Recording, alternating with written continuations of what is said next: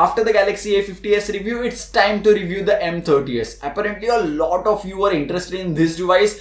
Without further delay, let's get started. First of all, let's talk about the display quality. You get an AMOLED panel with this device with almost 91% screen to body ratio. This display panel is fantastic. Great viewing angles, great color accuracy, outdoor visibility is fantastic as well. And powering this display quality is the 6000 mAh battery. Fantastic. I'll say this first, that if battery life is your topmost priority, then M30s is probably the best device to get below 15,000 rupees or even below 20,000 rupees. The only other device which is available at 6000 mAh is the ROG Phone 2, which will cost you 38,000 rupees. Getting 8 to 9 hours of screen on time is very easy with the M30s. Not just that, if you are a basic lightweight user or if you are planning to buy this device for your parents who do not use their device to play PUBG Mobile or something like that, getting through 2 days should be fine with the M30s. Not just that, Samsung includes a 15-watt USB Type-C fast charger in the box itself.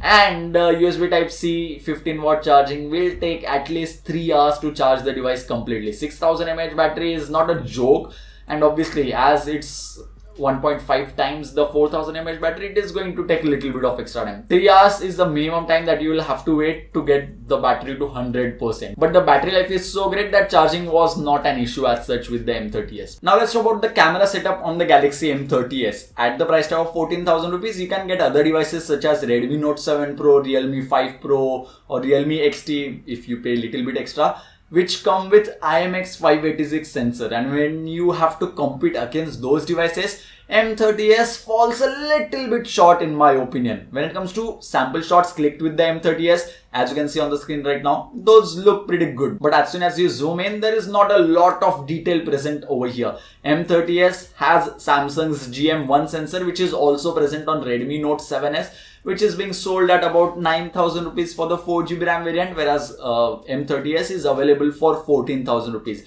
Is the camera performance bad? I won't really say that, because in good lighting conditions, the camera does click good pictures. But when you click pictures in low light scenarios, this device may fall a little bit behind as compared to IMX586 sensor.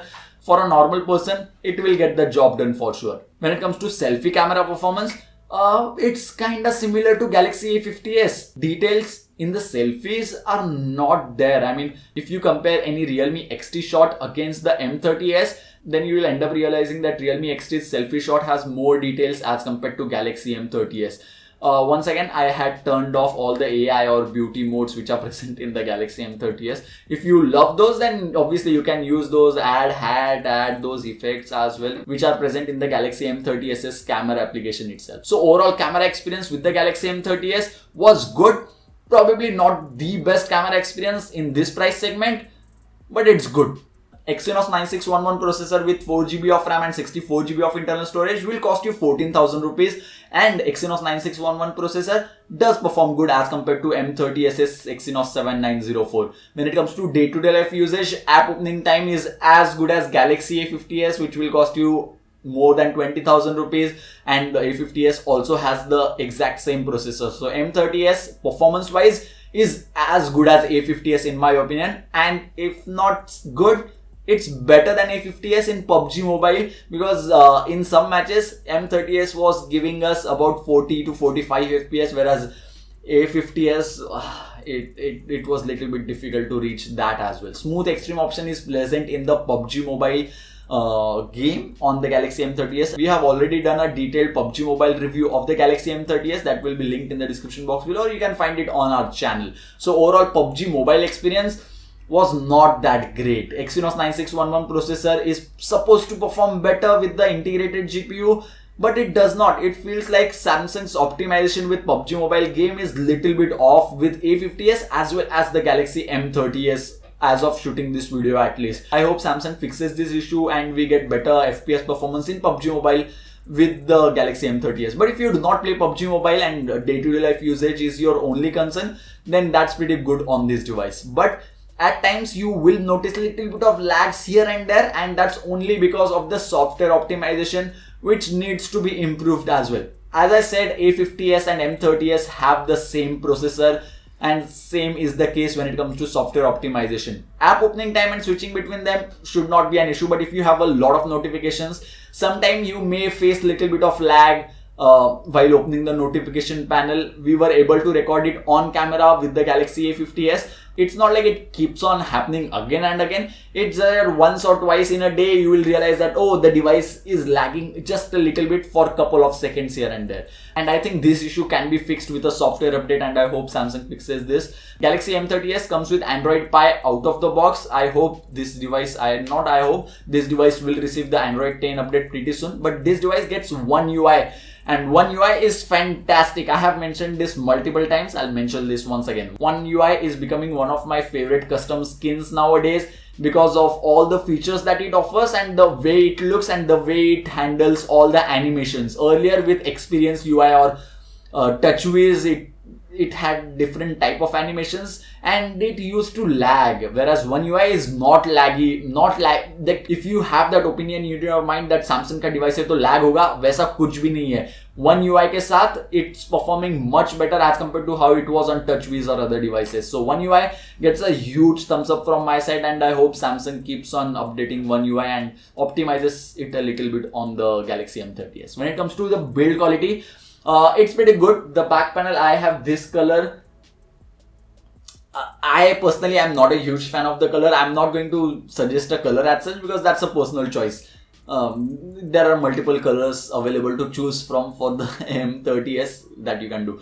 But the back panel of the device felt a little bit flimsy at times, and if I do like this, you will hear a little bit of sound and it goes in just a little bit. When I press little bit on the fingerprint sensor at times, it feels as if the fingerprint sensor is moving just a bit.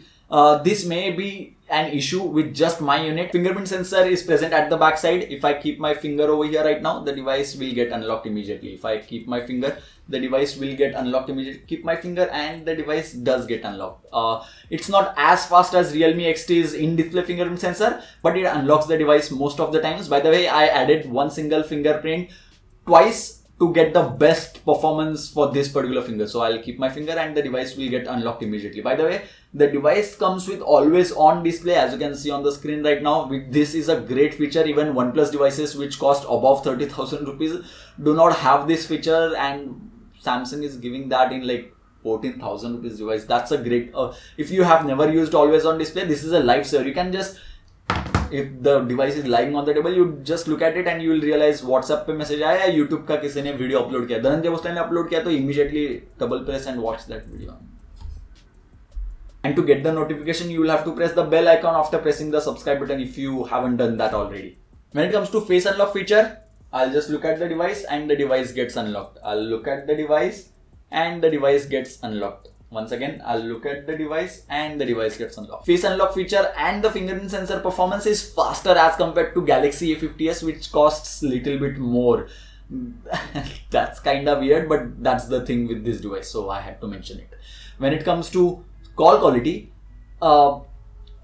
we faced some issues with our unit once again. Call quality was not that great. Other party, when I called Robin multiple times, was using this M30s. He was not able to hear me, whereas I was able to hear him. So that's some issue with that. Not just that, we tested this in multiple areas where there is good network for sure. Like we use multiple devices in that network and there are no issues. In those areas as well, M30s with some calls had issues. We were not able to hear the other person with whom we were speaking on the phone, but the earpiece quality, it becomes sufficiently loud. That's not an issue, but the call quality was little bit of an issue with the Galaxy M30s. At least with the E50s there was no such issue. Just in case if you're wondering, USB Type-C port at the bottom of the device, which can be used for charging, data transfer. I already mentioned about the USB Type-C. The device also gets a headphone jack. That's a good thing. Headphone jack is always appreciated by me. Extra points for that. And headphone jack quality is good as well. When it comes to speaker quality, this is a single bottom firing speaker, normal sounding speaker, nothing exceptional over here. It doesn't become too loud or the volume is not too low on the M30s as well. It's just there. I mean, it gets the job done basically. Dual 4G, dual VoLTE it's supported, and carrier aggregation 4G plus basically it's supported with the Galaxy M30s as well. And that's pretty much it for my review of the Galaxy M30s. What do I think? At the price tag of 14,000 rupees, this is a great deal in my opinion. If someone is looking for a device with great battery life, M30s is probably the device to go for. Now let me mention some pros and cons. Considering this is a Samsung device, you are going to get better after sale service and all those things. This device is obviously priced a little bit on the higher side as compared to what competition is offering in the market right now. Great battery life, great display, fantastic. Multimedia experience is going to be great because wideband L1 certification is also present, which works with Netflix as well as Amazon Prime Video, so 1080p content can be viewed.